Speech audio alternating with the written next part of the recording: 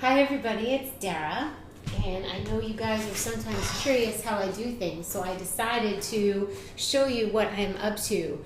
I'm about to get to work on a project that involves computer work, but I wanted to use the produce I have in the refrigerator, take some time, make some lunch so that I have something healthy available for when I stop working and take a break.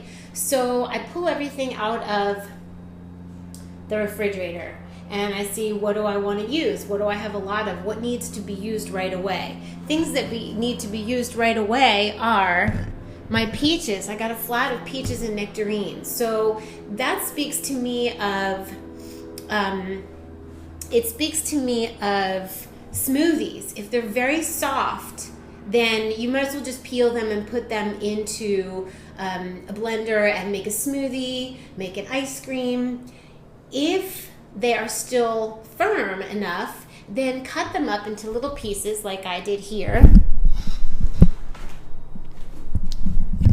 See? And I'm getting ready to make a tomato peach nectarine salsa. And I'll show you that recipe. And I want to show you how I wash things. There is a bowl of water, and in there I have a vegetable wash, and then once I wash things, I put them like that. That's where I dry things, wash, dry. Anyway, so the vegetables get to drain, and then they're dry when I use them. So the next thing up will be, I cut up the peaches, then I'm going to cut up some tomatoes. I have these. So these are, I'll just peel off the tops and cut them in half. And then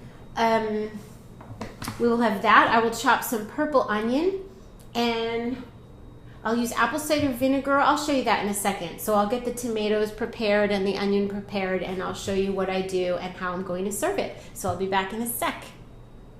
Okay, so I started cutting the tomatoes, and I thought, you know what, details sometimes are nice. I like to know how people do things. So I put my cutting board in the middle. I have a bowl for the green stems at the top, and I put them there. So it's a nice workflow. I just cut it, and then I drop them. That one I should have just left alone. The teeny ones I'll just leave and not cut. So I just easily, with one hand, take off the stem and drop it in the bowl with the nectarines, because that's all going to be mixed together. And I'm thinking I'm definitely going to use habanero to make it spicy.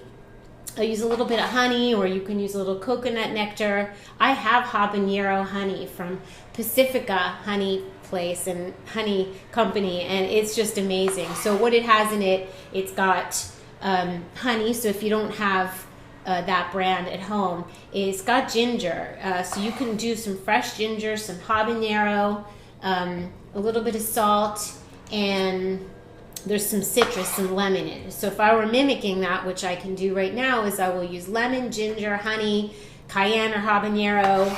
I love the heat of fresh habanero. There's nothing like it. So I'm going to chop that up, and so this will have, you know, spice to it. It will have a sweet to it. It'll have a vinegar. I don't use balsamic vinegar or other kind of vinegar. I use apple cider vinegar because it doesn't make our body acidic. So many foods in our standard American diet turn our bodies acidic, and we become acidic. And one way to tell if we're acidic is if we have an acidic nature, which is kind of bitter and angry.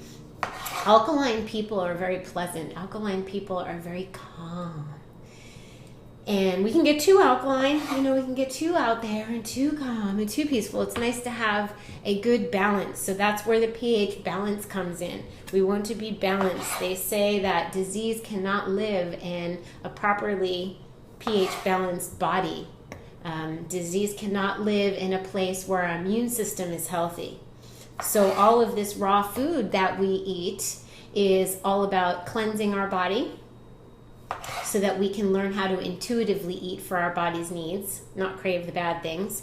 The raw food diet and lifestyle, or celebration as I call it, is a way to balance our pH, to balance the healthy flora in our bodies, to aid in combating the bacteria that can take over and is not healthy.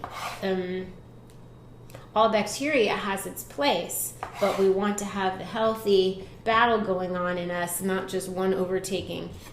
So those are the things that the raw food diet does that helps us. Obviously, that's what helps us to heal and prevent disease, is to get our body back in its amazing condition of being able to function and heal ourselves, because our body has this incredible ability to balance everything. It's amazing, but we have to help it. And so this is how we help it, and I'm here to show that it's completely a gorgeous celebration, a party.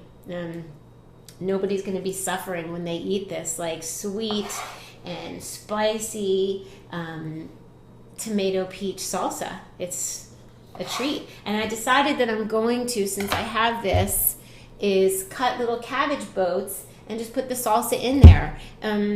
Of course, you could add avocado if you have avocado and you want to do that. You can keep it no overt fat and not add any oil or anything like that. Or you can, if you're trying to satisfy yourself from coming off of a standard American diet, you can add a little oil to this and make it a little heartier, or add some avocado. You know, people talk about fruit and fat thing a lot, and that's a very big, important topic when you're embarking on a raw food lifestyle. And really, the proponents of the high fruit, high carb diet are saying don't eat too much fat, and that makes sense because the cell wants the sugar, and if the fat's blocking the cell receptors, the sugar can't get in, and there ends up to be too much sugar in the bloodstream, and that's a spike in insulin, and you could be pre-diabetic and diabetic, and it causes an imbalance and feeds candida and all of that. So if you are opting in the summer, you're opting to do a high carb, high sugar diet, a la Dr. Robert Morse, who's amazing, and Dr. Douglas Graham, then you'll be advised in their books not to eat a lot of fat.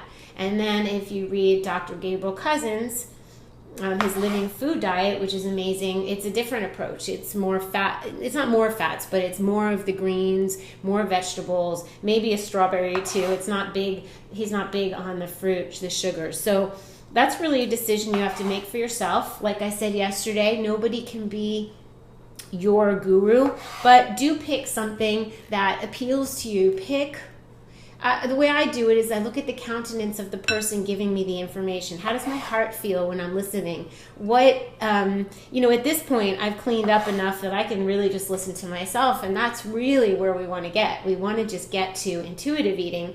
Oh, little baby, look at that. So cute. I don't want to eat it. It's too cute.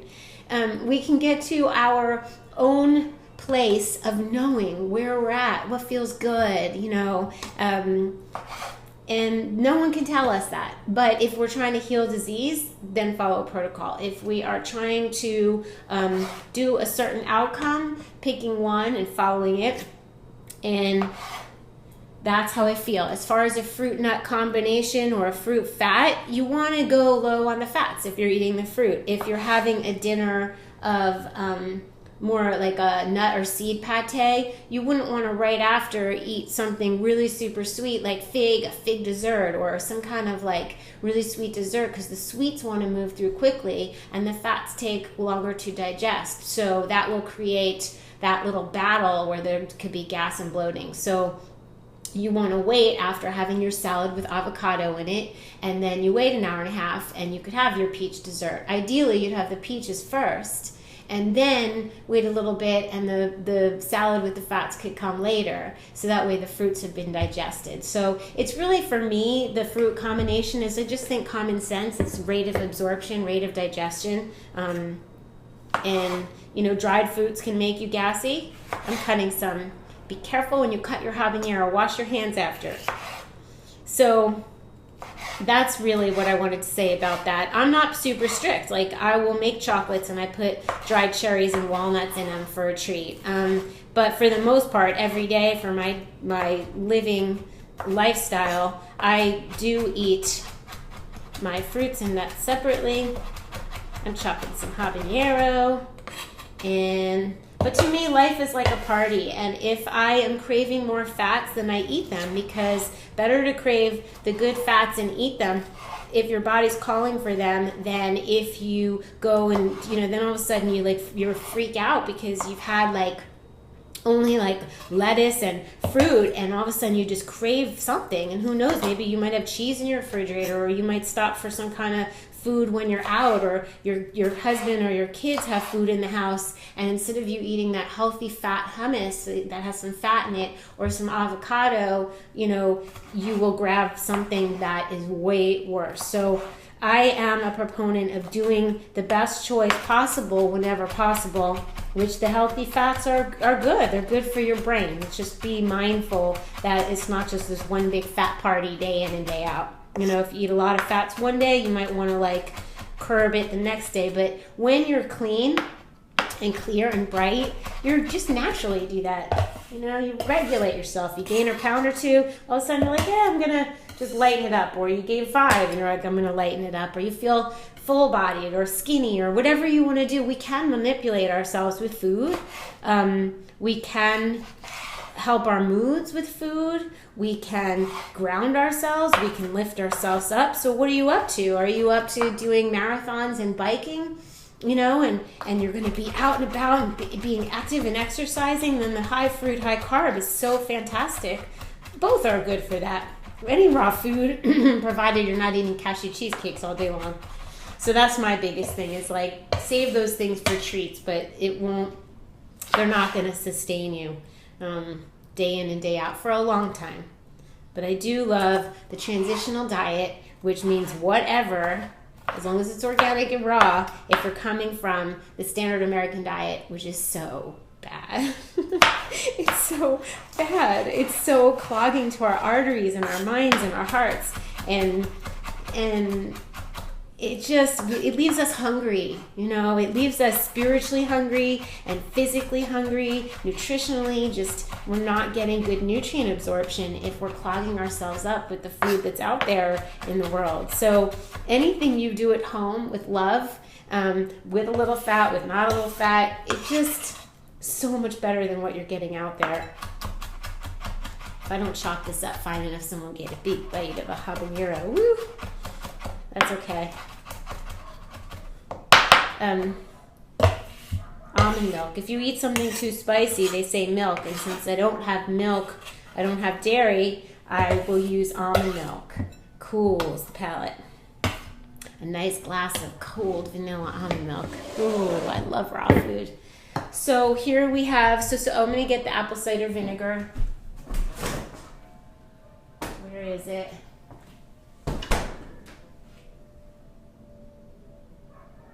I don't know. Oh, there it is.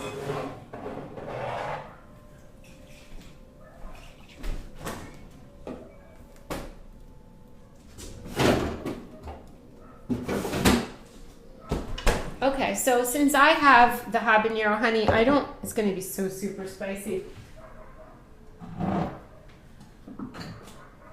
going to tell you what's in it. So this is really hot, and I already put in habanero, so I think I better just use regular honey. And for all the vegans who are saying you're not vegan if you eat honey, a little bit of honey, mindfully harvested. But you know what? You don't have to use honey. You can use something else. Tomato puree is in here.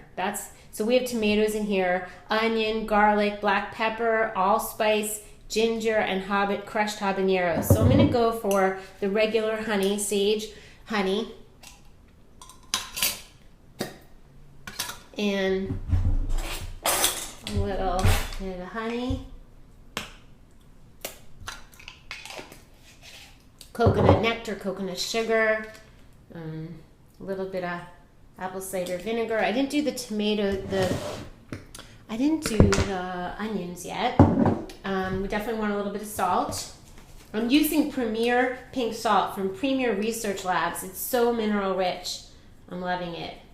Okay, and we have, we definitely need the onions for salsa, no doubt. And I have peppers. Peppers would be really nice. I don't eat green peppers because they are not fully ripe, so I use red and orange peppers, and that will be really nice in there. And the onion's the big thing. The purple onion will give it a gorgeous color. Use green onion if you like.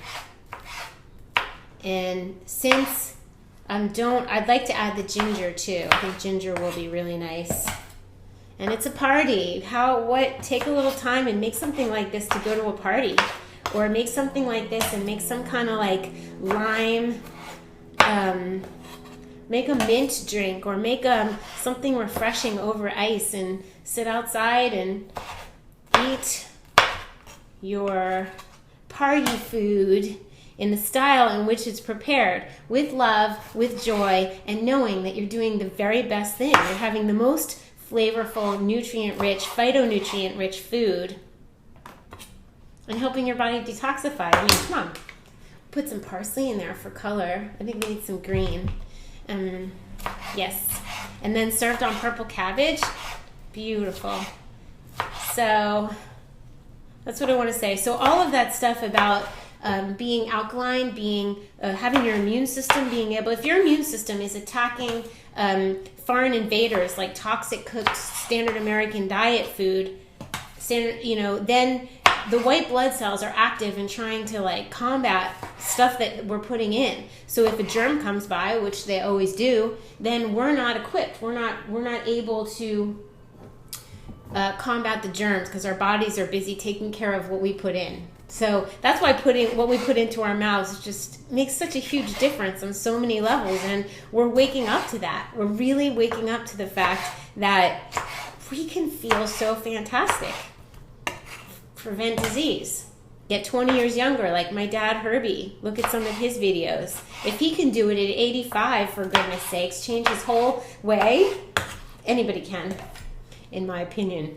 85 years. 85 times around the sun. 85 years of doing things one way and then saying, you know what? I get it. I feel like Superman. I feel beautiful and wonderful and sparkly, and my thoughts are better, and my aches and pains are gone. Who can argue with that? I hope I'm still filming. And I am. Okay, so we're going to have some purple onions.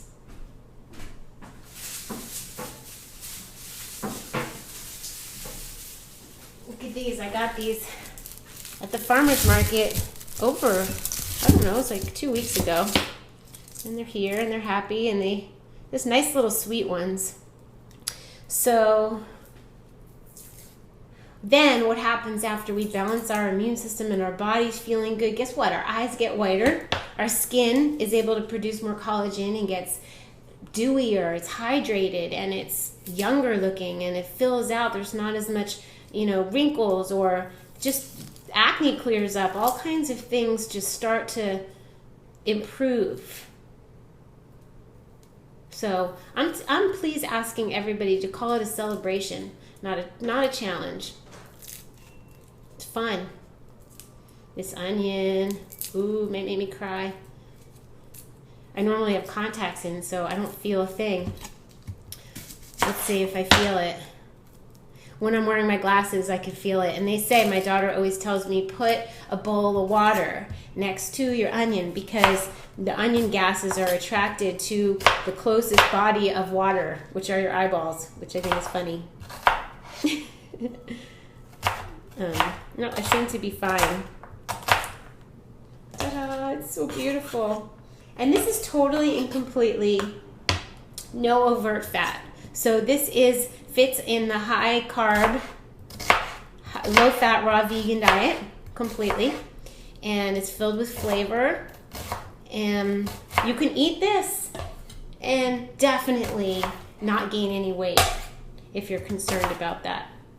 But to me, it's not as much weight isn't the issue. Your body will find its own natural state. It's health and vitality and how you feel. Everybody's different. So here we go. We have our beautiful, should I try it? Yes, I should try it.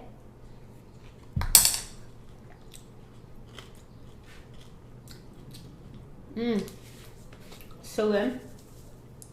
Wow. It's really perfect. A little bit more. I didn't add the ginger. I'll do that after. You guys don't have to watch me grating the ginger. But in any case, get your greens on. Get your gorgeous tomato peach nectarine salsa on, and I will see you guys really soon.